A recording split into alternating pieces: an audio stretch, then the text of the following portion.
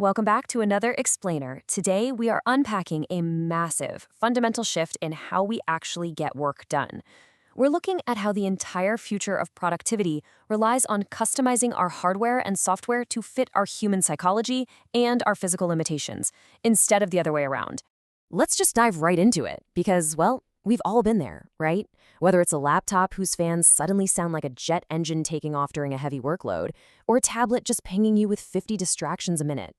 Generic, off-the-shelf technology often creates way more friction than it solves. Instead of empowering us, it just totally drains our focus. Here's our roadmap for this explainer. We'll be hitting 1. Customizing the tech experience. 2. Hardware built for focus. 3. The personal AI powerhouse. 4. Agentic AI and deep research. And finally, number 5. The psychology of trust. All right, Section 1, customizing the tech experience and adapting tools to human needs. The fundamental problem we're facing today is that we constantly force humans to adapt to generic tech. But our true potential is unlocked when we simply stop accepting default settings.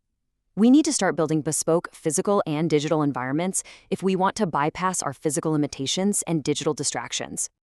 Moving right along to Section 2, hardware built for focus, which is all about tangible adaptations for our physical limits. Take a look at this number. A staggering 22-fold increase.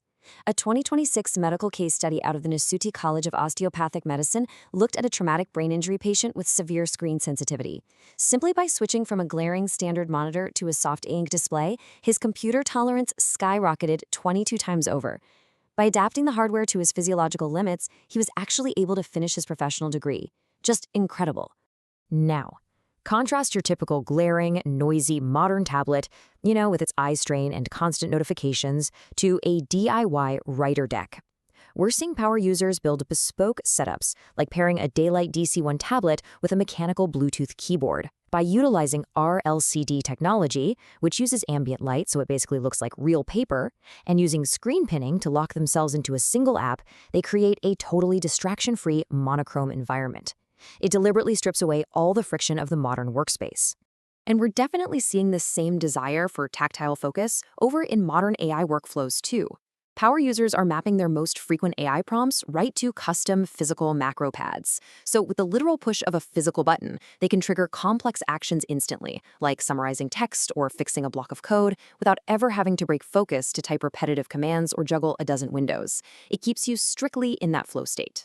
Okay, Section 3, the personal AI powerhouse. Let's scale things up to custom AI servers. Now, let's scale way up to entire digital environments. Developer Pedro Alonso solved the classic problem of a hot, loud laptop by building a headless RTX 4090 AI server. Headless just means it sits in another room without a monitor, quietly doing all the heavy lifting. He uses a secure private network called Tailscale to access it from anywhere, literally even a coffee shop. His local laptop stays perfectly cool while the server in the other room handles the massive 24 gigabytes of memory required for AI, and honestly, probably doubles as a space heater. Looking at how that 24 gigabytes of VRAM gets broken down is super fascinating. Because AI models load entirely into a graphics card's memory, you can't easily share resources like you can with a standard processor. What surprised me is how Pedro uses Docker Compose profiles to swap his server's mode in a matter of seconds. By default, language models like Ollama take a slice of the pie. But with one custom command, he spins those down and dedicates the full 24 gigs to heavy image generation. It is a brilliantly customized use of computing power. Next up, Section 4, Agentic AI and Deep Research. Essentially, software that acts like a PhD student.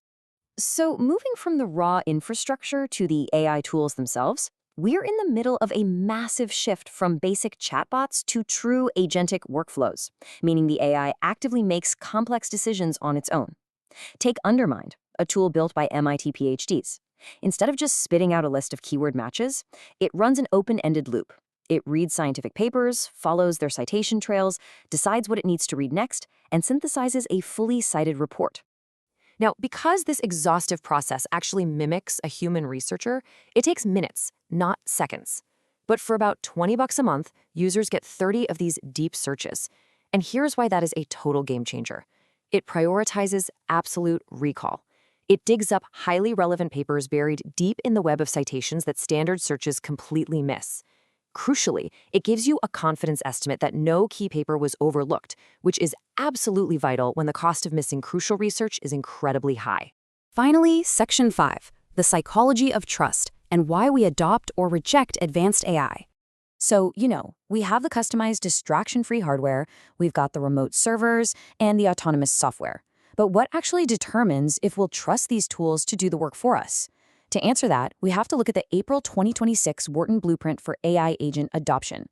Handing an AI agent control over your personal files or trusting it with open-ended research is a massive psychological leap compared to just asking a chatbot a simple question. This blueprint outlines the exact psychological barriers of handing over that control. Wharton researchers nailed down 3 core psychological frictions: perceived competence, trust in safe outcomes, and delegation of control. Basically, people want the AI to be competent and to clearly explain its reasoning, but here is the part that completely blew my mind. They do not want agents to act overly warm or friendly. In high-stakes situations, a chatty, friendly tone actually decreases a user's willingness to trust the tool. How wild is that? This whole dynamic is perfectly captured by Wharton professor Kartik Kozanagar. He points out that human skepticism is, well, it's literally baked into our brains. We are systematically biased against AI partners. We hyperfixate on the simple, silly mistakes the AI makes, while completely taking for granted the incredibly complex cases where the agent adds undeniable, immense value. So how do we overcome these mental frictions? Well, the research outlines a super clear path. First, you have to explicitly show proof of successful outcomes. Second, reduce uncertainty by having the AI explain the exact criteria it used. And third, and this ties right back to our main theme today, you must provide a moderate level of autonomy, not total control. Users need to be able to customize their oversight. Otherwise, they simply won't adopt the agent. I think this quote from Wharton professor Lyle Unger perfectly wraps up our journey today. Whether it's an e-ink display restoring someone's ability to work, a remote 4090 server running local code, or an AI scouring a citation graph, this technology is incredibly powerful. But mostly, people don't implicitly trust it yet. We have to actively get in there and try it, customize it, and understand our own psychological hurdles to build that trust. I want to leave you with a thought to chew on as you look at your own workflow today. Think about the default settings you've just accepted and the generic tools causing you invisible friction. How will you customize your tech and your mindset to truly master your own productivity? Thanks so much for joining me for this explainer, and I look forward to seeing you in the next one.